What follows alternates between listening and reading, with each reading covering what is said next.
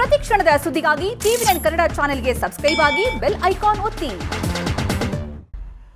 ನಿಮ್ಮ ನ್ಯೂಸ್ ರೂಮ್ಗೆ ಸ್ವಾಗತ. ನಾನು ರಂಗನಾಥ್ ಭಾರದ್ವಾಜ್. ಇವತ್ತು ಕೂಡ ಅರ್ಧ ಗಂಟೆ ಅವಧಿಯಲ್ಲಿ ಸಾಕಷ್ಟು ಸುದ್ದಿಗಳಿದೆ. ಅದರಲ್ಲೂ ಈ ಟ್ರೀಟ್ಮೆಂಟ್ ಕೊಡುವಂಥ ವಿಚಾರಕ್ಕೆ ಸಂಬಂಧಪಟ್ಟಂಗೆ ಸರ್ಕಾರ ಮತ್ತು ಈ ಖಾಸಗಿ ಆಸ್ಪತ್ರೆಗಳ ನಡುವಿನ ತಿಕ್ಕಾಟ ಇದೆಯಲ್ಲ, ಇದ್ರ ಬಗ್ಗೆ ನಾನು ವಿಶೇಷವಾಗಿ ಇವತ್ತು ಮಾತಾಡಲೇಬೇಕು. ಸಾಕಷ್ಟು ಸಂಗತಿಗಳನ್ನು ಕೂಡ ನಿಮಗೆ ಹೇಳಲೇಬೇಕು. ಇದೆಲ್ಲದರ ಜೊತೆಗೆ ಕೊರೋನಾ ಆರ್ಭಟ ಇದೆಯಲ್ಲ, ಮಿತಿ ಮೀರಿ ಹೋಗ್ತಾ ಇದೆ.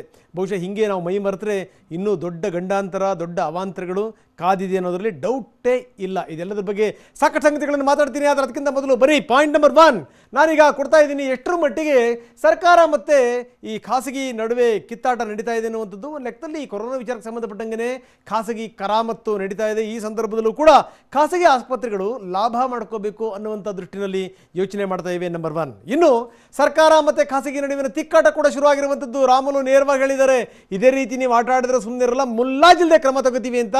ಸರ್ಕಾರಕ್ಕೆ ಬಹುಶಃ ಆ ರೀತಿ ಗಡಿಸಿದೆ ಅಂತ ನನಗೆ ಅನಿಸಲ್ಲ. ಯಾಕಂದರೆ ಆರಂಭದಿಂದ ಈ ಸರ್ಕಾರಿ ಆಸ್ಪತ್ರೆಯವರು ಆಡಿದ್ದೇ ಆಟ ಅನ್ನೋ ರೀತಿಯಲ್ಲಿ ಬಿಟ್ಟು ಈ ಕುಸುಮರು ಕೂತಂಥ ಮಂತ್ರಿಗಳು ಈಗ ಗುಡುಗಿದ್ರೆ ಏನು ಪ್ರಯೋಜನ ಕಾಣ್ತಾ ಇಲ್ಲ. ನಂಬರ್ 2.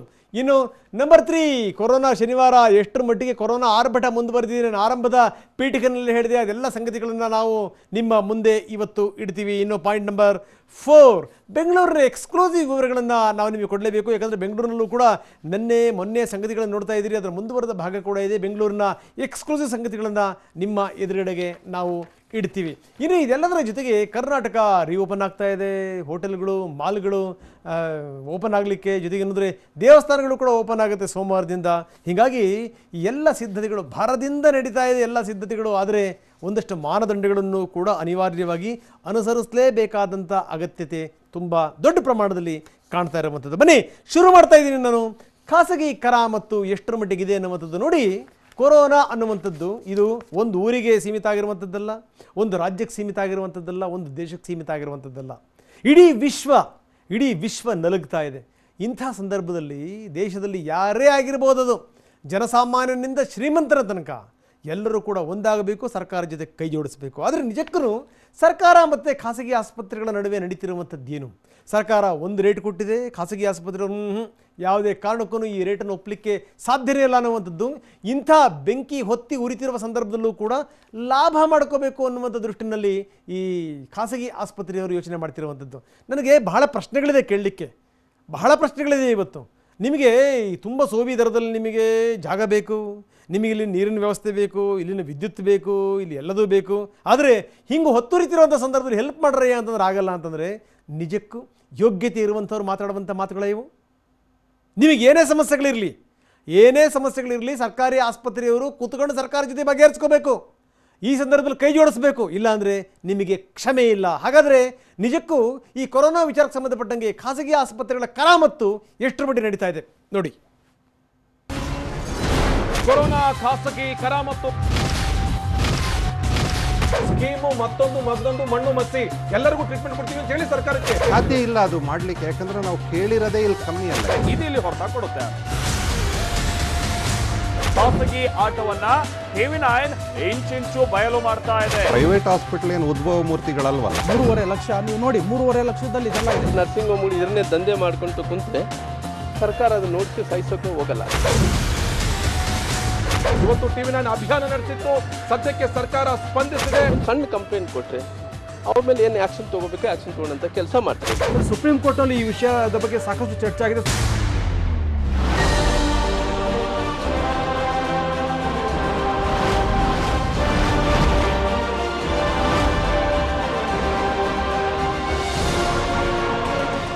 ನಿಜ, ಟಿವಿ9 ಇಂದ ಮತ್ತೆ ರಾಜ್ಯದ ಜನರಿಗೆ ಸಂಕಷ್ಟ ನಿವಾರಿಸೋ ಭಾಷೆ ಕೊಟ್ಟು ಭರವಸೆಯನ್ನ ಈಡೇರಿಸಿದೆ.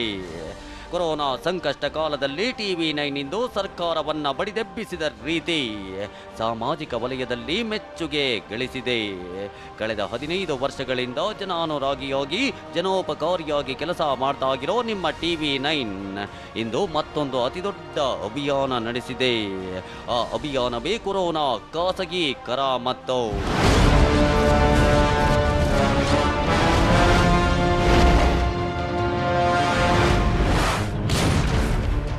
ಕೊರೋನಾ ಸಂಕಷ್ಟ ಕಾಲದಲ್ಲಿ ಖಾಸಗಿ ಮಸಲತ್ತುಗಳ ಅನಾವರಣ. ರಾಜ್ಯದ ಜನರಿಗಾಗಿ TV9ನಲ್ಲಿ ಮತ್ತೊಂದು ದೊಡ್ಡ ಅಭಿಯಾನ.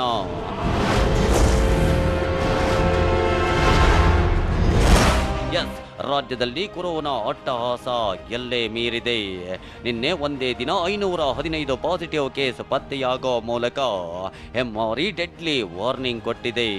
ಇದೇ ರೀತಿಯಾದರೆ ಸೋಂಕಿತರನ್ನ ಅಡ್ಮಿಟ್ ಮಾಡಲು ಸರ್ಕಾರಿ ಆಸ್ಪತ್ರೆಗಳು ಸಾಕಾಗದಂತ ಪರಿಸ್ಥಿತಿ ನಿರ್ಮಾಣವಾಗಿದೆ.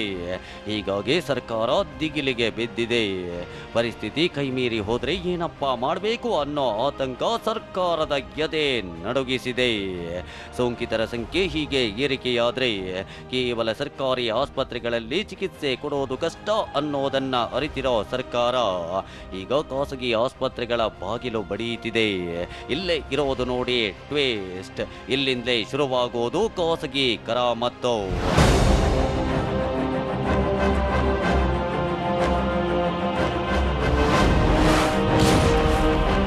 ಸೋಂಕಿತರ ಚಿಕಿತ್ಸೆಗಾಗಿ ಖಾಸಗಿ ಆಸ್ಪತ್ರೆಗಳ ಮೊರೆ ಹೋದ ಸರ್ಕಾರದ ಮನವಿಗೆ ಸೊಪ್ಪು ಹಾಕದ ಖಾಸಗಿ ಆಸ್ಪತ್ರೆಗಳು.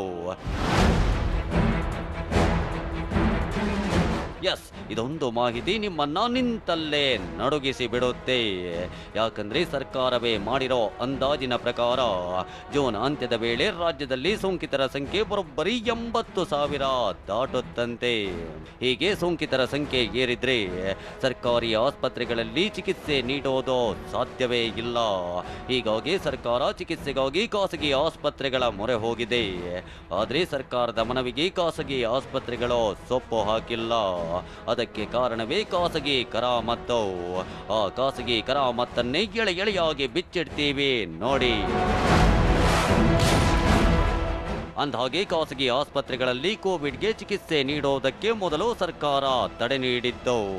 ಈಗ ಸೋಂಕಿತರ ಸಂಖ್ಯೆ ಹೆಚ್ಚಾಗ್ತಿರೋದ್ರಿಂದ ಈಗ ಸರ್ಕಾರವೇ ಖುದ್ದಾಗಿ ಖಾಸಗಿ ಆಸ್ಪತ್ರೆಗಳಿಗೆ ಚಿಕಿತ್ಸೆಗೆ ಆಫರ್ ನೀಡ್ತಿವೆ. ಮೊದಲು ಸರ್ಕಾರದ ಮನವಿಗೆ ಸೊಪ್ಪು ಹಾಕದ ಖಾಸಗಿ ಆಸ್ಪತ್ರೆಗಳ ಒಕ್ಕೂಟ ಈಗ ಸ್ಪಂದಿಸಿದೆ. ಚಿಕಿತ್ಸೆ ನೀಡೋದಕ್ಕೆ ಒಪ್ಪಿಗೆ ಸೂಚಿಸಿದ್ರು. ಚಿಕಿತ್ಸಾ ವೆಚ್ಚದ ಬಗ್ಗೆ ತಕರಾರು ತೆಗೆದಿವೆ. ಸರ್ಕಾರ ನಿಗದಿ ಮಾಡಲು ಹೊರಟಿರೋ ವೆಚ್ಚಕ್ಕೆ ಒಕ್ಕೂಟಗಳು ಒಪ್ಪಿಕೊಳ್ತಿವೆ. ಯಾಕಂದ್ರೆ ಇದರಿಂದ ಆಸ್ಪತ್ರೆಗಳಿಗೆ ಲಾಭವಿಲ್ಲ. ಹೀಗಾಗಿ ಖಾಸಗಿ ಆಸ್ಪತ್ರೆಗಳು ಚಿಕಿತ್ಸೆಗೆ ದುಬಾರಿ ಮೊತ್ತ ಕೋಟ್ ಮಾಡ್ತಿವೆ. ಆದ್ರೆ ದುಬಾರಿ ಮೊತ್ತ ಭರಿಸೋಕೆ ಸರ್ಕಾರ ಹಿಂದೇಟು ಹಾಕ್ತಿದೆ. ಹೀಗೆ ಸರ್ಕಾರ ಮತ್ತು ಖಾಸಗಿ ಆಸ್ಪತ್ರೆಗಳ ನಡುವೆ ಚಿಕಿತ್ಸೆ ಸಂಬಂಧ ಹಗ್ಗಜಗ್ಗಾಟ ಚೌಕಾಸಿ ನಡೆಯುತ್ತಿದೆ. ಹಾಗಾದ್ರೆ ಖಾಸಗಿ ಆಸ್ಪತ್ರೆಗಳ 2 ಒಕ್ಕೂಟಗಳು ಸರ್ಕಾರಕ್ಕೆ ನೀಡಿರೋ ರೇಟ್ ಬೋರ್ಡ್ ಎಷ್ಟೋ ಅದನ್ನೇ ತೋರಿಸ್ತೀವಿ ನೋಡಿ. ಅಂದಹಾಗೆ ಖಾಸಗಿ ಆಸ್ಪತ್ರೆಗಳಲ್ಲಿ ಫನಾ ಮತ್ತು AHPI ಅನ್ನೋ 2 ಒಕ್ಕೂಟಗಳಿದ್ದು 2 ಒಕ್ಕೂಟಗಳು ಪ್ರತಿದಿನಕ್ಕೆ ಒಬ್ಬ ಸೋಂಕಿತನಿಗೆ ಎಷ್ಟು ಚಾರ್ಜ್ ಮಾಡುತ್ತೆ ಅನ್ನೋದನ್ನ ತಿಳಿಸಿದೆ. ಆ ಪ್ರಕಾರ ಒಂದು ದಿನಕ್ಕೆ ಒಬ್ಬ ವ್ಯಕ್ತಿಗೆ 5,200 ರೂಪಾಯಿ ಬೆಡ್ ಚಾರ್ಜ್ ನಿಗದಿ ಮಾಡಿದ್ರೆ ಆಕ್ಸಿಜನ್ ಸಪೋರ್ಟ್ ಬೇಕಿದ್ರೆ 7,000 ಫಿಕ್ಸ್ ಮಾಡಿವೆ. ಇನ್ನು ICU ವಾರ್ಡ್ಗೆ 8,500 ರೂಪಾಯಿ ನಿಗದಿ ಮಾಡಿದ್ರೆ ವೆಂಟಿಲೇಟರ್ ಸಪೋರ್ಟ್ ಬೇಕಿದ್ರೆ ಬರೋಬ್ಬರಿ 10,000 ದರ ಫಿಕ್ಸ್ ಮಾಡಿವೆ. ಇನ್ನು ಫನಾದಂತೆ AHPI ಒಕ್ಕೂಟ ಕೇವಲ ಬೆಡ್ ಚಾರ್ಜ್ ದರವನ್ನ 15,000 ರೂಪಾಯಿ ನಿಗದಿ ಮಾಡಿದ್ರೆ ಆಕ್ಸಿಜನ್ ಸಪೋರ್ಟ್ಗೆ 20,000 ದರ ನಿಗದಿ ಮಾಡಿದೆ. ಇನ್ನು ICUನಲ್ಲಿ ದಾಖಲಿಸಬೇಕಾದ್ರೆ ಬರೋಬ್ಬರಿ 25,000 ರೂಪಾಯಿ ದರ ಕೇಳ್ತಿವೆ. ಇನ್ನು ವೆಂಟಿಲೇಟರ್ಗೆ ಬರೋಬ್ಬರಿ 35,000 ರೂಪಾಯಿ ರೇಟ್ ಕೇಳ್ತಿವೆ.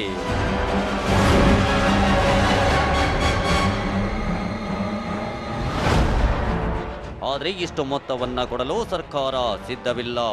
ಹೀಗಾಗಿ ಖಾಸಗಿ ಆಸ್ಪತ್ರೆಗಳ ಜೊತೆ ಚೌಕಾಸಿಗೆ ಇಳಿದಿದೆ. ಅಂತಿಮವಾಗಿ ಖಾಸಗಿ ಆಸ್ಪತ್ರೆಗಳು ಹಾಗೂ ಸರ್ಕಾರದ ಬಡಿದಾಟದಿಂದಾಗಿ ಸೋಂಕಿತ ಬಡವಾಗ್ತಿದ್ದ. ಹೀಗಾಗಿ ಇವತ್ತು ಖಾಸಗಿ ಕರಾಮತ್ತು ಅನ್ನೋ ಅಭಿಯಾನವನ್ನ TV9 ನಡೆಸ್ತು. ಖಾಸಗಿ ಆಸ್ಪತ್ರೆಗಳ ಒಕ್ಕೂಟದ ಅಧ್ಯಕ್ಷರು, ತಜ್ಞರು, ವೈದ್ಯರೊಂದಿಗೆ ಸುದೀರ್ಘವಾದ ಚರ್ಚೆ ನಡೆಸ್ತು. TV9 ಉದ್ದೇಶ ಒಂದೇ ಆಗಿತ್ತು. ಅದೇನೆಂದ್ರೆ APL BPL ಕಾರ್ಡ್ ಅನ್ನದೇ ಎಲ್ಲ ಸೋಂಕಿತರಿಗೂ ಚಿಕಿತ್ಸೆ ಸಿಗಬೇಕು ಅನ್ನೋದಾಗಿತ್ತು. ಕೊನೆಗೆ TV9 ಅಭಿಯಾನಕ್ಕೆ ಎಚ್ಚೆತ್ತ ಆರೋಗ್ಯ ಸಚಿವ ಶ್ರೀರಾಮುಲು ಖಾಸಗಿ ಆಸ್ಪತ್ರೆಗಳು ಸರ್ಕಾರ ನಿಗದಿ ಮಾಡಿದ ದರಕ್ಕೆ ಚಿಕಿತ್ಸೆ ನೀಡಬೇಕು, ಇಲ್ಲದೆ ಇದ್ರೆ ಅಂತ ಆಸ್ಪತ್ರೆಗಳ ವಿರುದ್ಧ ಕ್ರಮ ತೆಗೆದುಕೊಳ್ತೀನಿ ಎಂದಿದ್ದಾರೆ. ಚಾರ್ಜಸ್ಸನ್ನು ಜಾಸ್ತಿ ಮಾಡ್ತಾ ಇದ್ದಾರೆ ಅಂತ ಏನು ಕಂಪ್ಲೇಂಟ್ ಬರ್ತಾ ಇದೆಯೋ ನಾನು ಆಲ್ರೆಡಿ ಒಂದು ತೀರ್ಮಾನಕ್ಕೆ ಬರ್ತಾ ಇದ್ದೀನಿ. ಯಾಕಂದರೆ ಅಲ್ಲಿ ಕೆಲವೊಂದು BPL ಕಾರ್ಡ್ ಇಲ್ಲದಂಥವ್ರು ಕೂಡ ಅಡ್ಮಿಟ್ ಆಗುವಂಥ ಟೈಮಲ್ಲಿ ಅವ್ರಿಗೆ ಯಾವ ರೀತಿಯಲ್ಲಿ ಟ್ರೀಟ್ಮೆಂಟ್ ಕೊಡಬೇಕು, ಯಾವ ರೀತಿಯಲ್ಲಿ ಫಿಕ್ಸ್ ರೇಟ್ ಮಾಡಬೇಕನ್ನೋಂಥ ತೀರ್ಮಾನ ಇವತ್ತು ನಾಳೆ ಒಳಗೆ ಚರ್ಚೆ ಮಾಡ್ತೀನಿ.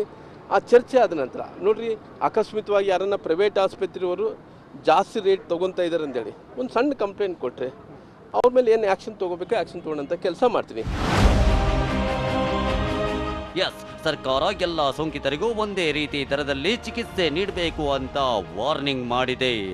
ಅಲ್ಲಿಗೆ ರಾಜ್ಯದ ಜನರ ಪರ ದನಿ ಎತ್ತಿದ TV9 ಅಭಿಯಾನಕ್ಕೆ ದೊಡ್ಡ ಗೆಲುವು ಸಿಕ್ಕಿದೆ.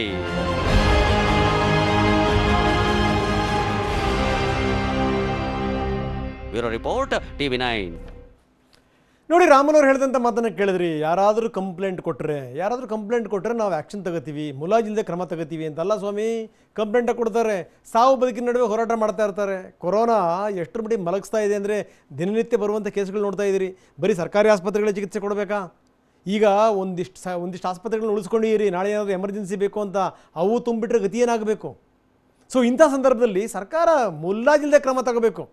ಸರ್ಕಾರ ಇಟ್ಟಂಥ ಹೆಜ್ಜೆ ಇದೆಯಲ್ಲ, ಇದಕ್ಕೆ ಸಂಬಂಧಪಟ್ಟಂಗೆ ಎಷ್ಟು ನೋಡಿ ಪ್ರತಿಕ್ರಿಯೆ ಕೊಟ್ಟಿದ್ದಾರೆ ನೋಡಿ. ಖಾಸಗಿ ಆಸ್ಪತ್ರೆಗಳ ಒಕ್ಕೂಟದ ಉಪಾಧ್ಯಕ್ಷರು ಕಡ್ಡಿ ತುಂಡು ಮಾಡ್ದಂಗೆ ಹೇಳಿದ್ದಾರೆ, ಇವೆಲ್ಲವೂ ಕೂಡ ಆಗಲ್ಲ ಅಂತ. ಸರ್ಕಾರ ಏನು ಮಾಡುತ್ತೀಗ? ಅದೇ ದೊಡ್ಡ ಪ್ರಶ್ನೆ. ಒಂದು ಸಣ್ಣ ಕಂಪ್ಲೇಂಟ್ ಕೊಟ್ಟರೆ ಅವ್ರ ಮೇಲೆ ಏನು ಆ್ಯಕ್ಷನ್ ತೊಗೋಬೇಕು ಆ್ಯಕ್ಷನ್ ತೊಗೊಳ್ಳೋಂಥ ಕೆಲಸ ಮಾಡ್ತೀನಿ. ಸರ್ಕಾರದ ಮನವಿಗೆ ಖಾಸಗಿ ಆಸ್ಪತ್ರೆಗಳು ಸೊಪ್ಪು ಹಾಕ್ತಾ ಇಲ್ಲ. ಸರ್ಕಾರ 10,000 ರೂಪಾಯಿಗೆ ಟ್ರೀಟ್ಮೆಂಟ್ ಕೊಡು ಅಂತ ಹೇಳಿದ್ರೆ ಖಾಸಗಿ ಆಸ್ಪತ್ರೆಗಳು ರೆಡಿ ಇದಾವೆ. ಸರ್ಕಾರ ಹೇಳುತ್ತೆ, ಸರ್ಕಾರ ಏನ್ ಹೇಳುತ್ತೆ ಯಥಾವತ್ತಾಗಿ ಒಪ್ಕೊಳ್ಳಕ್ ರೆಡಿ ಇಲ್ಲ. ಇಲ್ಲ, ಖಂಡಿತ ಇಲ್ಲ.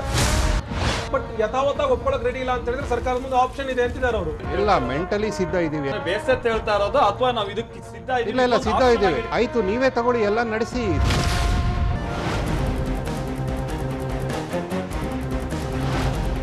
ಸರ್ಕಾರ ನಿಗದಿಪಡಿಸಿದ್ದಕ್ಕಿಂತ ಹೆಚ್ಚಿನ ದರ ವಸೂಲಿ ಮಾಡಿದ್ರೆ ಕಠಿಣ ಕ್ರಮ ಅಂತಿರೋ ಆರೋಗ್ಯ ಸಚಿವರು, ಸರ್ಕಾರ ನಿಗದಿಪಡಿಸೋ ದರಕ್ಕೆ ಚಿಕಿತ್ಸೆ ನೀಡಲು ಸಾಧ್ಯವಿಲ್ಲ ಅಂತಿರೋ ಖಾಸಗಿ ಆಸ್ಪತ್ರೆ ಅಸೋಸಿಯೇಷನ್ ಉಪಾಧ್ಯಕ್ಷರು, ಕೊರೋನಾ ಚಿಕಿತ್ಸೆ ವಿಚಾರದಲ್ಲಿ ದರ ನಿಗದಿ ಕುರಿತಾಗಿ ಸರ್ಕಾರ ಮತ್ತು ಖಾಸಗಿ ಆಸ್ಪತ್ರೆಗಳ ಮಧ್ಯೆ ಅದೆಂಥ ಕಂದಕ ನಿರ್ಮಾಣವಾಗಿದೆ ಅನ್ನೋದಕ್ಕೆ ಈ ಇಬ್ಬರ ಮಾತುಗಳೇ ಸಾಕು.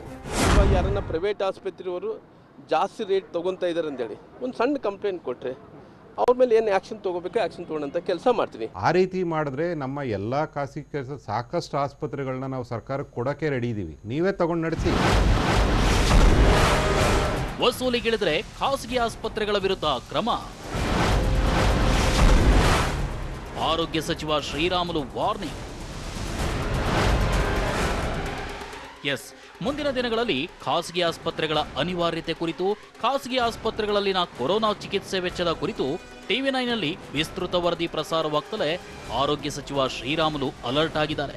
ಖಾಸಗಿ ಆಸ್ಪತ್ರೆಗಳಲ್ಲಿ ಕೊರೋನಾ ಚಿಕಿತ್ಸೆ ದರದ ಕುರಿತು ಮಾತನಾಡಿದ ರಾಮುಲು, ಕೊರೋನಾಗೆ ಚಿಕಿತ್ಸೆ ಸಂಬಂಧ ದರ ನಿಗದಿ ಮಾಡ್ತೀವಿ, ನಿಗದಿಗಿಂತ ಹೆಚ್ಚಿನ ದರ ವಸೂಲಿ ಮಾಡಿದ್ರೆ ಅಂಥ ಖಾಸಗಿ ಆಸ್ಪತ್ರೆಗಳ ವಿರುದ್ಧ ಕಠಿಣ ಕ್ರಮ ಕೈಗೊಳ್ಳೋದಾಗಿ ಹೇಳಿದರು.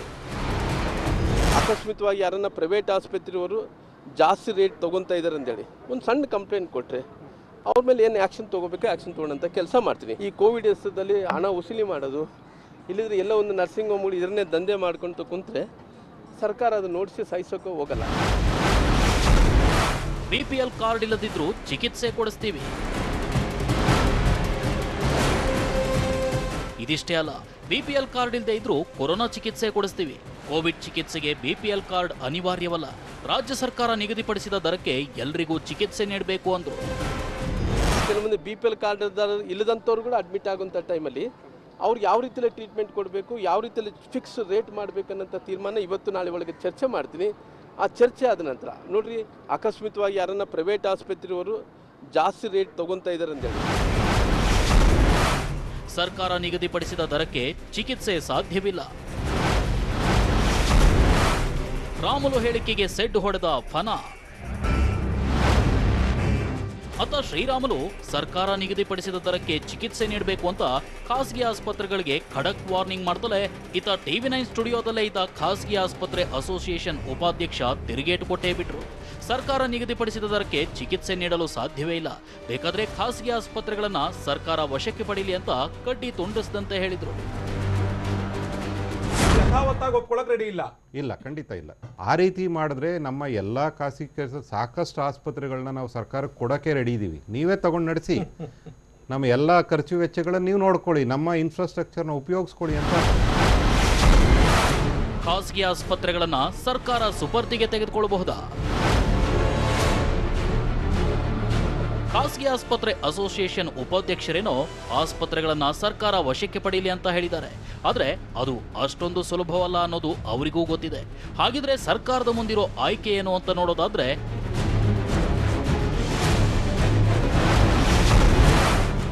ಸರ್ಕಾರ ಖಾಸಗಿ ಆಸ್ಪತ್ರೆಗಳನ್ನ ಸುಪರ್ದಿಗೆ ತೆಗೆದುಕೊಳ್ಳೋದು ಕಷ್ಟ. ಸರ್ಕಾರ ಖಾಸಗಿ ಆಸ್ಪತ್ರೆಗಳಲ್ಲಿ ಕೊರೋನಾ ಚಿಕಿತ್ಸೆಗೆ ಶುಲ್ಕ ಮಿತಿ ವಿಧಿಸಬಹುದು. ಆದರೆ ಸರ್ಕಾರ ಖಾಸಗಿ ಆಸ್ಪತ್ರೆ ವಶಕ್ಕೆ ಪಡೆಯೋದು ಕಷ್ಟ. ಖಾಸಗಿ ಆಸ್ಪತ್ರೆಗಳು ಆರ್ಥಿಕತೆಯ ಭಾಗವಾಗಿರೋದ್ರಿಂದ ಕ್ರಮ ಕಷ್ಟ.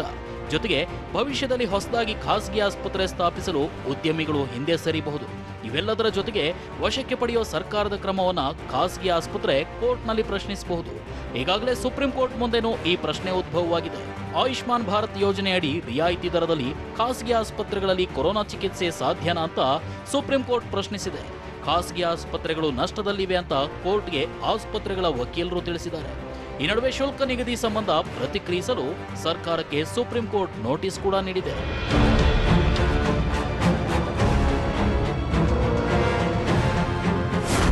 ಒಟ್ನಲ್ಲಿ ಕೊರೋನಾ ಚಿಕಿತ್ಸೆ ವಿಚಾರವಾಗಿ ಸರ್ಕಾರ ಮತ್ತು ಖಾಸಗಿ ಆಸ್ಪತ್ರೆಗಳ ಮಧ್ಯೆ ಜಟಾಪಟಿ ಜೋರಾಗಿದ್ದು, ಇದರ ಪರಿಣಾಮ ಕೊರೋನಾ ರೋಗಿಗಳ ಮೇಲೆ ಆಗದಿರಲಿ, ಸೋಂಕಿತರಿಗೆ ಬೇಕಾದ ಸೂಕ್ತ ಚಿಕಿತ್ಸೆ ಸಿಗುವಂತಾಗಲಿ ಅನ್ನೋದೇ ಎಲ್ಲರ ಆಶಯ. ಹೀಗಾಗಿ ಸರ್ಕಾರ ಮತ್ತು ಖಾಸಗಿ ಆಸ್ಪತ್ರೆಗಳು ತಮ್ಮ ಮೇಲಿರೋ ಬಹುದೊಡ್ಡ ಜವಾಬ್ದಾರಿಯನ್ನ ಅರಿತುಕೊಳ್ಳಲೇಬೇಕಿದೆ. ರಮೇಶ್, TV9 ಬೆಂಗಳೂರು. ಮತ್ತೆ ರಾಮುಲವರ ಮಾತನ್ನು ನಾನು ಉಲ್ಲೇಖಿಸ್ತೀನಿ. ರಾಮುಲವರು ಹೇಳ್ತಾರೆ, ಯಾರಾದರೂ ಒಂದು ಸಣ್ಣ ಕಂಪ್ಲೇಂಟ್ ಕೊಟ್ಟರೂ ಕೂಡ ನಾವು ಅವರ ವಿರುದ್ಧ ಕ್ರಮ ಜರುಗಿಸ್ತೀವಿ ಅಂತ. ಆಗುತ್ತಾ ರಾಮುಲವರೇ? ಆಗುತ್ತಾ? ನಿಜಕ್ಕೂ ಆ ಧೈರ್ಯ ಇದೆಯಾ? ಆ ಶಕ್ತಿ ಇದೆಯಾ ನಿಮ್ಮಲ್ಲಿ ಮಾಡಲಿಕ್ಕೆ? ಸಾಧ್ಯವೇ ಇಲ್ಲ, ಹೇಳ್ತೀನಿ ಕೇಳಿ. ಯಾಕಂದರೆ ಮೊದಲಿಂದಲೂ ಕೂಡ ನೀವು ಹಿಡಿತವನ್ನೇ ಸಾಧಿಸಿಲ್ಲ ಸರ್ಕಾರದವರು ಈ ಖಾಸಗಿ ಆಸ್ಪತ್ರೆಗಳ ಮೇಲೆ. ಸಾಧ್ಯವೇ ಇಲ್ಲ. ಯಾವುದೇ ಎಮರ್ಜೆನ್ಸಿ ಕೇಸ್ ಬಂದರೂ, ಯಾರೇ ಬಡವರು ಬಂದರೂ ಅಡ್ಮಿಟ್ ಮಾಡ್ಕೋಬೇಕು ಅಂತ ನೀವು ಹೊಡೆಸಿದಾರಲ್ಲ ಸುತ್ತೋಲೆನ, ಅದಾಗ್ತಾ ಇದೆಯಾ? ಲಾಗು ಆಗ್ತಾ ಇದೆಯಾ? ನೀವು ಯಾವುದೇ ಕಾರಣಕ್ಕೂ ಇವರ ಲಗಾಮನ್ನು ಹಿಡಿಲಿಕ್ಕೆ ಸಾಧ್ಯವೇ ಇಲ್ಲ.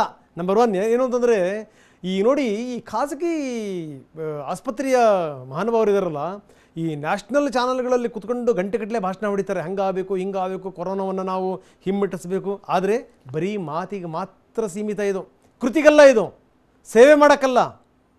ಇದು ಸ್ಥಿತಿ ಬಂದಿರುವಂಥದ್ದು. ಇದು ಇನ್ನೂ ಈ ಸರ್ಕಾರ ಅದನ್ನು ಹಿಡಿಯುವಂಥ ನಿಟ್ಟಿನಲ್ಲಿ ವಿಫಲ ಆಗಿದೆ. ಇದಕ್ಕೆ ಯಾವುದೇ ಕಾರಣಕ್ಕೂ ಸಾಧ್ಯ ಇಲ್ಲ. ಯಾಕಂದರೆ ಇದಕ್ಕೊಂದೇ ಒಂದು ಮಾರ್ಗ ಇದೆ. ಏನು ಅಂತಂದರೆ, ಇಂಥ ಆಸ್ಪತ್ರೆಗಳನ್ನು, ಅಂದರೆ ಸರ್ಕಾರಿ ಆಸ್ಪತ್ರೆಗಳನ್ನೇ ಜಯದೇವ ರೀತಿಯಲ್ಲಿ ಸ್ಟ್ರಾಂಗ್ ಮಾಡಬೇಕು. ನೀವು ಸಮರ್ಥರನ್ನು ಕೂಡಿಸ್ಬೇಕು, ಸಡ್ಡು ಹೊಡಿಸ್ಬೇಕು. ಅದಾಗುತ್ತಾ? ಅದಾಗಲ್ಲ. ಜೊತೆಗೇನು ಅಂತಂದರೆ, ಈ ಇಷ್ಟೊಂದೆಲ್ಲ ಮಾತಾಡ್ತೀವಲ್ಲ, ಇದು ನೀವು ಕೇಳೋರು ನಿಮಗೂ ಗೊತ್ತಿದೆ, ನಮಗೂ ಗೊತ್ತಿದೆ, ಯಾವುದೂ ಕೂಡ ಆಗಲ್ಲ ಅಂತ. ಯಾಕಂದರೆ ಯಾವ್ಯಾವ ಆಸ್ಪತ್ರೆಯಲ್ಲಿ ಯಾವ್ಯಾವ ನಾಯಕರದ್ದು, ಯಾವ್ಯಾವ ಮಹಾನುಭಾವರದ್ದು ಈ ಶೇರುಗಳಿದೆಯೋ, ಸಿಂಹಪಾಲಿದೆಯೋ, ಯಾರಿಗೆ ಗೊತ್ತು? ಹೀಗಾಗಿ ಇದು ಯಾವುದೂ ಕೂಡ ಆಗಲ್ಲ. ಆದರೆ ಸರ್ಕಾರ ಇಂಥ ನಿಟ್ಟಿನಲ್ಲಿ ಸುಮ್ಮನಿರಬಾರದು. ಜೊತೆಗೆ ಖಾಸಗಿ ಆಸ್ಪತ್ರೆಯವರು ಕೂಡ ತಮ್ಮ ಜವಾಬ್ದಾರಿ ಏನು ಅದನ್ನು ಈ ಸಂದರ್ಭದಲ್ಲಿ ನಿಭಾಯಿಸಬೇಕು, ಸಹಿಸ್ಕೋಬೇಕು. ಇಂಥ ಸಂದರ್ಭದಲ್ಲಿ ಅಲ್ಲದೆ ನೀನು ಯಾವ ಸಂದರ್ಭದಲ್ಲಿ ನೀವು ಸ್ವಾಮಿ ನೀವು ಕೈ ಹಿಡಿತೀರಿ? ಇದನ್ನು ಜನಸಾಮಾನ್ಯರು ಕೇಳ್ತಾ ಇದ್ದಾರೆ. ಬಹುಶಃ ಖಾಸಗಿಯವರಿಗೆ ಇದು ಮನವರಿಕೆ ಆಗಲಿ. ಇನ್ನು ಕೊರೋನಾ ಶನಿವಾರ ಎಷ್ಟರ ಮಟ್ಟಿಗಿದೆ ಅಂತಂತಂದರೆ, ಹಿಡಿತಕ್ಕೆ ಬರುವಂಥ ಸಾಧ್ಯತೆಗಳು ತುಂಬ ಕಡಿಮೆ ಇದೆ. ಯಾಕಂದರೆ ಈಗಾಗಲೇ 5,000 ಗಡಿಯನ್ನು ಕೊರೋನಾ ದಾಟಿದೆ. ಇವತ್ತೂ ಕೂಡ ಕೊರೋನಾ ಆರ್ಭಟ ನೋಡಿ, 20 ಜಿಲ್ಲೆಗಳಲ್ಲಿ ಕೊರೋನಾ ಆರ್ಭಟಿಸಿದೆ.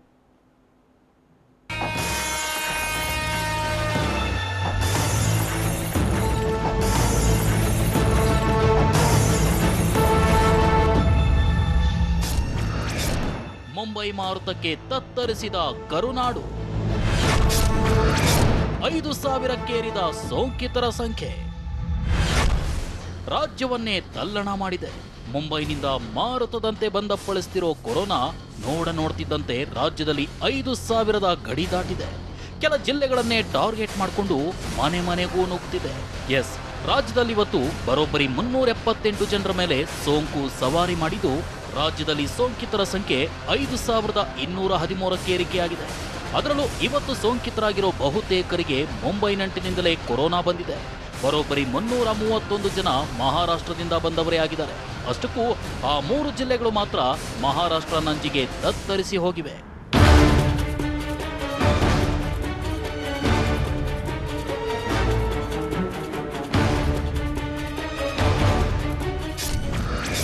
ಉಡುಪಿ, ಯಾದಗಿರಿ, ಕಲಬುರಗಿ ಗಿರಗಿರ. ಎಸ್, ಉಡುಪಿ, ಯಾದಗಿರಿ, ಕಲಬುರಗಿ ಕಳೆದ ಒಂದು ವಾರದಿಂದ ಸೋಂಕು ಆರ್ಭಟಿಸುತ್ತಿರೋ ಜಿಲ್ಲೆಗಳಿವು. ಇವತ್ತು ಕೂಡ ಈ 3 ಜಿಲ್ಲೆಗಳಿಗೆ ಸೋಂಕು ಸುನಾಮಿಯಂತೆ ಅಪ್ಪಳಿಸಿದೆ. ಉಡುಪಿಯಲ್ಲಿ 121 ಜನರಿಗೆ ವೈರಸ್ ಒಕ್ಕರಿಸಿದ್ದು, ಇಲ್ಲಿ ಸೋಂಕಿತರ ಸಂಖ್ಯೆ 889ಕ್ಕೆ ತಲುಪಿದೆ. ಇನ್ನು ಯಾದಗಿರಿಯಲ್ಲೂ ಸೋಂಕಿನ ಶತಕವಾಗಿದ್ದು 103 ಜನ ಕೊರೋನಾ ಕೂಪಕ್ಕೆ ಬಂದಿದ್ದಾರೆ. ಪಕ್ಕದ ಕಲಬುರಗಿಯಲ್ಲಿ 69 ಜನರಿಗೆ ಕೊರೋನಾ ಇರೋದು ಗೊತ್ತಾಗಿದ್ದು, ಸೋಂಕಿತರ ಸಂಖ್ಯೆ 621ಕ್ಕೆ ತಲುಪಿದೆ.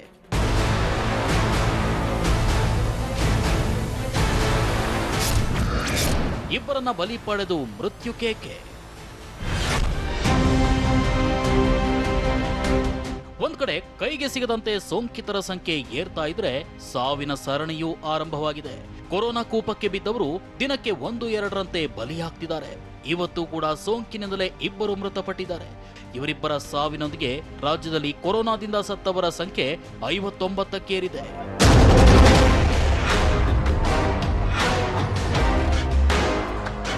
ಅಷ್ಟಕ್ಕೂ ಮೃತ್ಯು ಕೇಕೆ ಹಾಕಿ ಮೆರೆದಾಡ್ತಿರೋ ಕೊರೋನಾ ಇವತ್ತು ಎಲ್ಲೆಲ್ಲಿಗೆ ಕಾಲಿಟ್ಟಿತು ಅನ್ನೋದನ್ನ ತೋರಿಸ್ತೀವಿ ನೋಡಿ.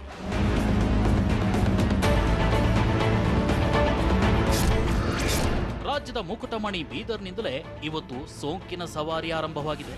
ಇಲ್ಲಿ ಒಬ್ಬರ ಮೇಲೆ ಅಟ್ಯಾಕ್ ಮಾಡಿರೋ ಕೊರೋನಾ ಬಳಿಕ ಕಲಬುರಗಿ ಜಿಲ್ಲೆಗೆ ಲಗ್ಗೆ ಹಾಕಿದೆ. ಇಲ್ಲಿ ಬರೋಬ್ಬರಿ 69 ಜನರನ್ನ ತನ್ನ ಲಿಸ್ಟ್ಗೆ ಸೇರಿಸಿಕೊಂಡ ಸೋಂಕು ಬಳಿಕ ವಿಜಯಪುರದ ಮೇಲೆ ದಾಳಿ ಮಾಡಿದೆ.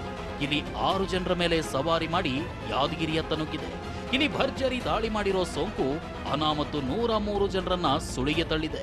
ಬಳಿಕ ರಾಯಚೂರಿಗೂ ಎಂಟ್ರಿ ಆಗಿರೋ ಕೊರೋನಾ ಇಲ್ಲಿ 2ರನ್ನ ಆಸ್ಪತ್ರೆಗೆ ಸೇರಿಸಿದೆ. ನಂತರ ಕೊಪ್ಪಳ ಜಿಲ್ಲೆಗೂ ಕಾಲಿಟ್ಟ ಕ್ರೂರಿ ಒಬ್ಬರನ್ನ ಮಾತ್ರ ಟಚ್ ಮಾಡಿ ಗದಗ ಜಿಲ್ಲೆಗೆ ಹೋಗಿದೆ. ಅಲ್ಲಿ 4 ಸೋಂಕಿನ ಸುಳಿಗೆ ಬಿದ್ದಿದ್ದು, ಹಾವೇರಿಯಲ್ಲಿ 3 ಮಾರಿ ಬಲೆಗೆ ಬಿದ್ದಿದ್ದಾರೆ. ಇನ್ನು ದಾವಣಗೆರೆಯಲ್ಲಿ ಇವತ್ತು ಅರ್ಧ ಡಜನ್ ಅಂದ್ರೆ 6 ಜನರಿಗೆ ಸೋಂಕಿರೋದು ಗೊತ್ತಾದ್ರೆ, ಧಾರವಾಡದಲ್ಲಿ 3 ಸೋಂಕಿನ ಸೆಳೆತಕ್ಕೆ ಸಿಲುಕಿದ್ದಾರೆ. ಇನ್ನು ಬೆಳಗಾವಿಯನ್ನ ಇನ್ನಿಲ್ಲದಂತೆ ಕಾಡ್ತಿರೋ ಕೊರೋನಾ ಇವತ್ತು 5ರ ಮೇಲೆ ಸವಾರಿ ಮಾಡಿದೆ.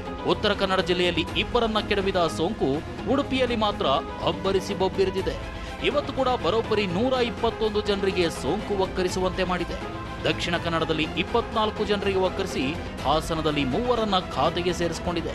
ಪಕ್ಕದ ಮಂಡ್ಯದಲ್ಲಿ 3 ಜನ ಸೋಂಕಿತರ ಲಿಸ್ಟ್ಗೆ ಸೇರಿದ್ರೆ, ತುಮಕೂರಿನಲ್ಲಿ 1 ಕೊರೋನಾ ಬಲೆಗೆ ಬಿದ್ದಿದ್ದಾರೆ. ಇನ್ನು ಬೆಂಗಳೂರು ನಗರದಲ್ಲಿ 18 ಜನರಿಗೆ ಒಕ್ಕರಿಸಿರೋ ವೈರಸ್ ಚಿಕ್ಕಬಳ್ಳಾಪುರದಲ್ಲಿ 2 ಹಾಗೂ ಕೋಲಾರದಲ್ಲಿ 1ರನ್ನ ತನ್ನ ಲಿಸ್ಟ್ಗೆ ಸೇರಿಸಿಕೊಂಡು ಇವತ್ತಿನ ತನ್ನ ಸಂಚಾರ ಮುಗಿಸಿದೆ.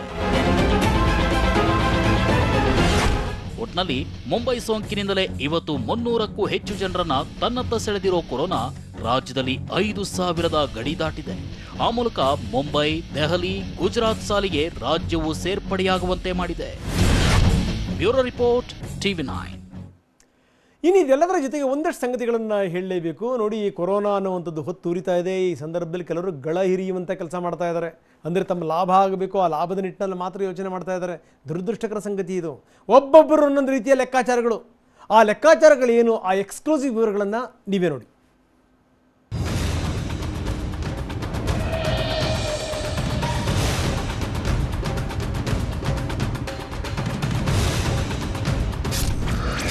Bengaluru exclusive number 1. ರಾಜಧಾನಿಯಲ್ಲಿ 18 ಜನರಿಗೆ ವೈರಸ್, 4 ವರ್ಷದ ಮಗುವಿಗೂ ಕುತ್ತು. ಎಸ್, ರಾಕ್ಷಸನಂತೆ ಕಾಡ್ತಾ ಇರುವ ಕಿಲ್ಲರ್ ವೈರಸ್ ಇಂದು ಕೂಡ 18 ಮಂದಿಯ ಕತ್ತು ಬೆಗೆದಿದ್ದು, ಬೆಂಗಳೂರಿನಲ್ಲಿ ಸೋಂಕಿತರ ಸಂಖ್ಯೆ 452ಕ್ಕೆ ಏರಿಕೆಯಾಗಿದೆ. ಆದರೆ ಈ 18 ಕೇಸ್ಗಳ ಪೈಕಿ 15 ಮಂದಿಗೆ ಟ್ರಾವೆಲ್ ಹಿಸ್ಟರಿನೇ ಇಲ್ಲ. ಸೋಂಕಿತರ ಸಂಪರ್ಕ ಇಲ್ಲದೆ ಎಲ್ಲಿಗೂ ಹೋಗದೆ ಇದ್ದವರಿಗೆ, ಜ್ವರ, ಕೆಮ್ಮು ಅಂತ ಆಸ್ಪತ್ರೆಗೆ ಹೋದವರಿಗೆ ಸೋಂಕು ಪತ್ತೆಯಾಗ್ತಿದೆ.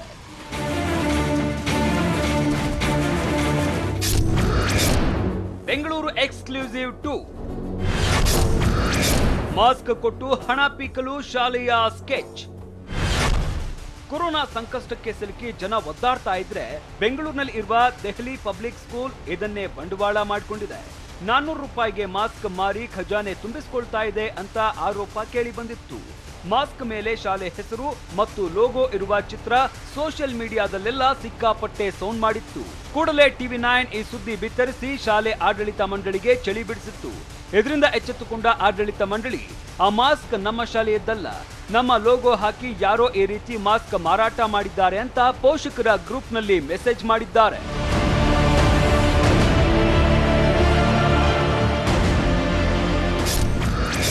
Exclusive number 3. ಬಸ್ನಲ್ಲಿ ಸಾಮಾಜಿಕ ಅಂತರವೇ ಬೇಡ ಅಂತಿದೆ ಕೆಎಸ್ಆರ್ಟಿಸಿ. ಇದು ನಿಜಕ್ಕೂ ಶಾಕಿಂಗ್ ಮ್ಯಾಟರ್. ಈಗಾಗಲೇ ಕ್ರೂರಿ ವೈರಸ್ ಕೇಕೆ ಮಿತಿ ಮೀರಿದೆ. ಇಂತಹದ್ರಲ್ಲಿ ಸಾಮಾಜಿಕ ಅಂತರವೇ ಬೇಡ ಅಂತ ಕೆಎಸ್ಆರ್ಟಿಸಿ ರಾಜ್ಯ ಸರ್ಕಾರಕ್ಕೆ ಮನವಿ ಮಾಡಿದೆ. ಲಾಸ್ ನೆಪ ಮುಂದಿಟ್ಕೊಂಡು ಕೆಎಸ್ಆರ್ಟಿಸಿ ಬಸ್ನಲ್ಲಿ ಸೋಷಿಯಲ್ ಡಿಸ್ಟೆನ್ಸ್ ಮೇಂಟೈನ್ ಮಾಡುವುದು ಕಷ್ಟ. ಇದರಿಂದ ನಿಗಮಕ್ಕೆ ದೊಡ್ಡ ನಷ್ಟ ಉಂಟಾಗಲಿದೆ. ಹೀಗಾಗಿ ಸಾಮಾಜಿಕ ಅಂತರವನ್ನ ಕೈಬಿಡಿ ಅಂತ ಸರ್ಕಾರಕ್ಕೆ ಕೆಎಸ್ಆರ್ಟಿಸಿ ಮನವಿ ಮಾಡಿದೆ. ಒಟ್ನಲ್ಲಿ ದಿನದಿಂದ ದಿನಕ್ಕೆ ಬೆಂಗಳೂರು ಭಯಾನಕ ಸ್ಥಿತಿಗೆ ತಲುಪ್ತಾ ಇದೆ. ಹೆಜ್ಜೆ ಹೆಜ್ಜೆಗೂ ಭೀತಿ ಕಾಡ್ತಾ ಇದೆ. ಜನ ಅಲರ್ಟ್ ಆಗದಿದ್ರೆ ಮುಂದಿನ ದಿನಗಳಲ್ಲಿ ಬೆಂಗಳೂರು ಮತ್ತಷ್ಟು ಡೇಂಜರ್ ಆಗೋದ್ರಲ್ಲಿ ಅನುಮಾನವೇ ಇಲ್ಲ. ಶಿವರಾಜ್ ಕುಮಾರ್ ಹಾಗೂ ಪವನ್ ಜೊತೆ ಕಿರಣ್ ಸೂರ್ಯ, TV9 ಬೆಂಗಳೂರು. ಒಂದು ಪುಟ್ಟ ವಿರಾಮ ತಗೊಳ್ತೀನಿ. ವಿರಾಮದಕ್ಕಿಂತ ಮೊದಲು ಒಂದು ಸಣ್ಣ ವಿವರಗಳನ್ನು ಹೇಳಲೇಬೇಕು. ನಾನು ಹಿಂದೂ ಕೂಡ ಇದಕ್ಕೆ ಸಂಬಂಧಪಟ್ಟಂಗೆ ಭಾಳ ಎಕ್ಸಾಂಪಲ್ ಕೊಟ್ಟಿದ್ದೀನಿ, ಆದರೆ ಇವತ್ತು ಕೂಡ ಅದು ಕೊಡಬೇಕು ಅಂತ ಇದೆ. ಯಾಕಂದರೆ ಬಾಲಗಂಗಾಧರ ಅವರು ಆಂಧ್ರದ ಪ್ರಖ್ಯಾತ ಕವಿ, ಭಾಳ ಚಿಕ್ಕ ವಯಸ್ಸಲ್ಲಿ ಸತ್ತೋಗ್ಬಿಟ್ರು. ಅವರು ಒಂದು ಭಾಳ ಅದ್ಭುತವಾದ ಕವಿತೆ ಬರೆದಿದ್ದಾರೆ. ಒಂದು ಸರಿ ದೇವರು ಬಂದರೆ ಸಾಕಪ್ಪ, ದೇವ್ರು ನನ್ನ ಎದುರುಗಡೆ ಬರಲಿ, ನನ್ನ ಕಷ್ಟಗಳನ್ನೆಲ್ಲ ಹೇಳ್ಕೋಬೇಕು ಅಂತ ಯಾವುದೋ ವ್ಯಕ್ತಿ ಕಾಯ್ತಾ ಇರ್ತಾನೆ. ಮನೆ ಕಟ್ಟೆ ಮೇಲೆ ಕುತ್ಕೊಂಡಿರ್ತಾನೆ, ನೋಡ್ತಾನೆ ಆ ರೋಡ್ ಕ್ರಾಸಲ್ಲಿ ದೇವ್ರು ನಡ್ಕೊಂಬರ್ತಾ ಇರ್ತಾನೆ. ಇವಂಗೆ ಆಶ್ಚರ್ಯ, ಅರೆ ದೇವ್ರು ಬಂದಲ್ಲಪ್ಪ, ಇನ್ನೇನು ನಾನೆಲ್ಲ ಕಷ್ಟಗಳನ್ನ ಹೇಳ್ಕೋಬೇಕು ಅಂತ. ದೇವ್ರ ಹತ್ರ ಬರ್ತಾ ಬರ್ತಾ ಬರ್ತಾ ನೋಡ್ತಾನೆ, ದೇವ್ರ ಕಣ್ಣಲ್ಲಿ ನೀರಿರುತ್ತೆ. ಇವ್ನಿಗೆ ಆಶ್ಚರ್ಯ, ಅಯ್ಯೋ ನಾನು ಅಳಬೇಕು ಅಂತಿದ್ದೆ ನನ್ನ ಕಷ್ಟ ಹೇಳಿ, ಏನಪ್ಪ ಇದು ಇವನೇ ಹೇಳ್ತಾ ಇದ್ದಾನಲ್ಲ ಅಂತ ಕೇಳ್ತಾನೆ. ಯಾಕಪ್ಪ ಅಳ್ತಾ ಇದೆಯಾ ಅಂತ. ದೇವರೆಲ್ಲ ವಿವರಗಳನ್ನು ಕೊಡ್ತಾನೆ. ಏನು ಹೇಳಿ ನನ್ನ ಕಷ್ಟನ, ನನ್ನ ಹೆಸರಿನ ಮೇಲೆ ಕೊಲೆ ಮಾಡ್ತಾರೆ, ಸುಲಿಗೆ ಮಾಡ್ತಾರೆ, ದರೋಡೆ ಮಾಡ್ತಾರೆ, ನೀಚತನ ಮಾಡ್ತಾರೆ, ವಂಚನೆ ಮಾಡ್ತಾರೆ. ಏನು ಗೊತ್ತಾ, ಈ ನನ್ನ ಹೆಸರು ಹೇಳ್ಕೊಂಡು ದುಡ್ಡನ್ನು ಕಮಾಯಿ ಮಾಡ್ತಾರೆ. ಇಷ್ಟೆಲ್ಲ ಸಾಲದು ಅಂಥೇಳಿ ಅನ್ಯಾಯ ಅಕ್ರಮಗಳನ್ನು ಮಾಡಿ ನನ್ನನ್ನು ದೇವಸ್ಥಾನದ ಒಳಗಡೆನೂ ಕೂಡ ಹಾಕಿದ್ದಾರೆ. ಇನ್ನೇನಪ್ಪ ಮಾಡಲಿ ನಾನು, ಅದಕ್ಕೆ ನನ್ನ ಕಣ್ಣಲ್ಲಿ ನೀರಿದೆ ಅಂತ. ಕೊನೆ ಕವಿ ಭಾಳ ಅದ್ಭುತವಾಗಿ ಬರೀತಾನೆ. ದೇವ್ರ ಕಷ್ಟ ನೋಡೋಕ್ಕಾಗದೇ ಅವ್ನು ಕಣ್ಣೀರು ಒರೆಸಿ ಸಮಾಧಾನ ಹೇಳಿ ನಮ್ಮ ಮನೆ ಕ್ರಾಸ್ ತನಕ ಅವನು ಬಿಟ್ಟು ಬಂದೆ ಅಂತ. ಯಾಕೋ ನಾವು ಈ ದೇವಸ್ಥಾನಗಳಿಗೆ ಸರ್ವಾಂತರ್ಯಾಮಿ ಆದಂಥ ಭಗವಂತನಿಗೆ ನಾವು ದೇವಸ್ಥಾನಗಳು ಕಟ್ಟಿ ಆ ದೇವಸ್ಥಾನಗಳಿಗೆ ನಾವೇ ಬೀಗ ಹಾಕಿ ಈಗ ಮತ್ತೆ ಆ ದೇವಸ್ಥಾನಗಳನ್ನು ನಾವೇ ಓಪನ್ ಮಾಡ್ತೀವಲ್ಲ, ನಮ್ಮ ಮನಸ್ಸಿನ ಬಾಗಿಲುಗಳನ್ನು ನಾವು ಓಪನ್ ಮಾಡ್ಕೊಳ್ದೇ ದೇವಸ್ಥಾನಗಳ ಬಾಗಿಲನ್ನು ಓಪನ್ ಮಾಡಿದ್ರೆ, ಮಂದಿರ ಮಸೀದಿಗಳ ಬಾಗಿಲುಗಳನ್ನ ಓಪನ್ ಮಾಡಿದ್ರೆ ಬಂದದ್ದೇನು? ಯಾಕೋ ಈ ಪ್ರಿಪ್ರೇಷನ್ಗಳು ನಡೀತಾ ಇದೆಯಲ್ಲ, ನಾಳೆಯಿಂದ ಎಲ್ಲ ದೇವಸ್ಥಾನಗಳನ್ನು ಓಪನ್ ಮಾಡುವಂಥ ಸಂದರ್ಭದಲ್ಲಿ ಇದು ಕೂಡ ನೆನಪಾಯಿತು. ಬಹುಶಃ ಆ ಸಂದರ್ಭದಲ್ಲಿ ಕವಿ ಈ ಕೊರೋನಾ ವಿಚಾರಕ್ಕೆ ಸಂಬಂಧಪಟ್ಟಂಗೆ ಏನಾದರೂ ಬರೆಯಂಗಿದ್ದಿದ್ರೆ ಕೊರೋನಾನು ಸೇರಿಸೇ ಬರೆದು ಬಿಡ್ತಿದ್ದೇನೋ. ದೇವಸ್ಥಾನಗಳು ಓಪನ್ ಆಗ್ತಾ ಇದೆ, ಇದಕ್ಕೆ ಸಂಬಂಧಪಟ್ಟಂಗೆ ನಾನು ಆಗಲೇ ವಿಸ್ತೃತವಾಗಿ ಹೇಳಿದ್ದೀನಿ. ದೇವಸ್ಥಾನಗಳು ಓಪನ್ ಆಗ್ತಾ ಇದೆ, ಇದಕ್ಕೆ ಯಾವ್ಯಾವ ಪ್ರಿಪ್ರೇಷನ್ ನಡೀತಾ ಇದೆ ನಂಬರ್ 1. ಜೊತೆಗೇನು ಅಂತಂದರೆ ಮಾಲ್ಗಳು ಓಪನ್ ಆಗ್ತಾ ಇದೆ, ಹೋಟೆಲ್ಗಳು ಕೂಡ ಓಪನ್ ಆಗ್ತಾ ಇದೆ. ಹಾಗಾದರೆ ಈ ಯಾವ್ಯಾವ ರೀತಿಯ ಸಿದ್ಧತೆಗಳಿದೆ ಎಲ್ಲದಕ್ಕೂ ಕೂಡ ಆಗ್ತಾ ಇದೆ ನೋಡಿ.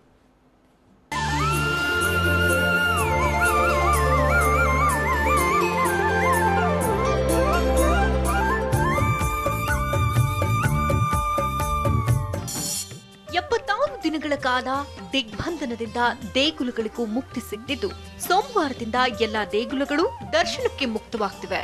ಬೆಂಗಳೂರಿನ ಪ್ರಮುಖ ದೇವಾಲಯಗಳಾದ ಬನಶಂಕರಿ, ಕಾಡುಮಲ್ಲೇಶ್ವರ, ಗವಿಗಂಗಾಧರೇಶ್ವರ ಹಾಗೂ ಗಾಳಿ ಆಂಜನೇಯ ದೇವಸ್ಥಾನಗಳು ಭಕ್ತರಿಗೆ ದರ್ಶನ ನೀಡಲು ಸಜ್ಜಾಗ್ತಿವೆ. ಇನ್ನು ಧರ್ಮಸ್ಥಳದ ಮಂಜುನಾಥ ಸ್ವಾಮಿ ದೇವಾಲಯ, ಮೈಸೂರಿನ ಚಾಮುಂಡೇಶ್ವರಿ ದೇಗುಲದಲ್ಲೂ ಸಕಲ ಸಿದ್ಧತೆ ನಡೆದಿದೆ. ಸೋಮವಾರ ಬೆಳಗ್ಗೆ 7:30ರಿಂದ ಮಧ್ಯಾಹ್ನ 2 ಗಂಟೆವರೆಗೆ ದರ್ಶನ ನಡೆಯಲಿದೆ. ಆದರೆ ವಿಶೇಷ ಪೂಜೆ, ಸೇವೆ, ಪ್ರಸಾದವಿರುವುದಿಲ್ಲ. ಆರೋಗ್ಯ ಸರಿಯಿಲ್ಲದ ಭಕ್ತರನ್ನ ಒಳಗೆ ಬಿಡುವುದಿಲ್ಲ. ಕೇವಲ ದೇಗುಲಗಳಿಗೆ ಮಾತ್ರ ಸಿದ್ಧತೆ ನಡೆದಿಲ್ಲ.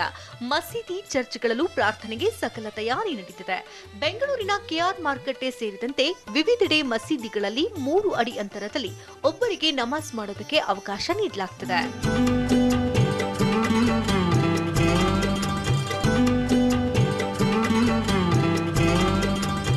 ಅತ್ತ ದೇಗುಲಗಳು ಓಪನ್ ಆಗೋಕೆ ಸಜ್ಜಾಗ್ತಾ ಇದ್ದಂತೆ ಹೋಟೆಲ್ಗಳು ಕೂಡ ಫುಲ್ ಟೈಮ್ ತೆರೆಯೋದಕ್ಕೆ ಅಣಿಯಾಗ್ತಿವೆ.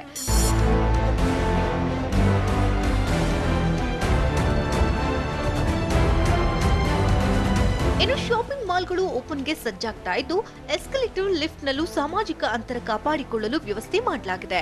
ಆರೋಗ್ಯ ಸೇತು ಆಪ್ ಇದ್ದವರಿಗೆ ಮಾತ್ರ ಮಾಲ್ಗೆ ಪ್ರವೇಶ ನೀಡಲಾಗುತ್ತೆ.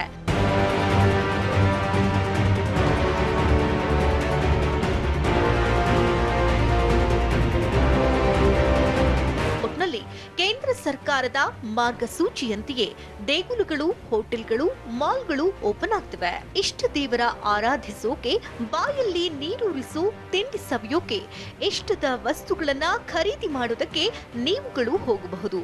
ಆದ್ರೆ ನಿಮ್ಮ ಜಾಗೃತಿಯಲ್ಲಿ ನೀವಿದ್ರೆ ಒಳಿತು. Bureau report, TV9. Just Bengaluru ಪ್ರತಿದಿನ ರಾತ್ರಿ 10 ಗಂಟೆಗೆ TV9ನಲ್ಲಿ ಮಾತ್ರ.